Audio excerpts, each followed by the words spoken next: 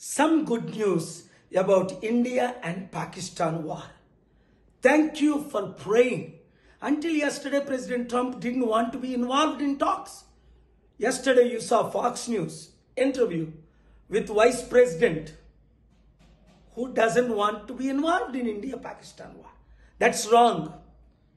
I met with both sides, Republicans and Democrats. I have been in touch with Pakistani leaders and our Indian leaders. Peace is possible. Now some good news, but please pray this to continue and war should be stopped immediately. నిన్నటి వరకు president Trump India Pakistan విషయంలో మేము ఉండవని Marco Rubio అనడం మీరు విన్నారు, secretary of state. Vice president Pence చెప్పడం మీరు విన్నారు.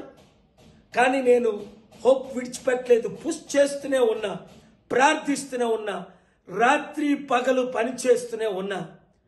ఇప్పుడు అందరూ ఒప్పుకున్నారు, యుద్ధం చెయ్యము అని అన్నారంతే.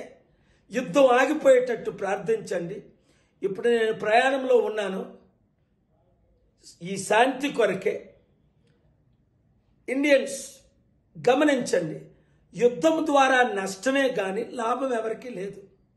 ఇన్నోసెంట్ కుటుంబాలు చనిపోతున్నాయి, లక్షల మంది చనిపోతారు, లక్షల కోట్లు లాసు. అలాగని టెర్రరిస్ట్ మనల్ని అటాక్ చేస్తే మనం విడిచిపెట్టేదే లేదు. కనుక చాలా విషయాలు నేను మాట్లాడకూడని ఉన్నాయి, వాళ్ళతో మాట్లాడే. ఈ వీడియో అందరూ శాంతి కోరే వారందరూ శాంతి కొరకు మే 24 శనివారం 6 గంటలకు జిమ్ఖానా గ్రౌండ్స్లో మీటింగ్.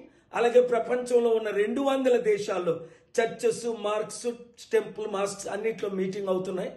మీరు కూడా ఎంకరేజ్ చేయండి, ఈ మీటింగుల్లో పాల్గొనండి, శాంతి కొరకు కష్టపడండి. ఈ వీడియో అందరికీ షేర్ చేయండి. Thank you very much.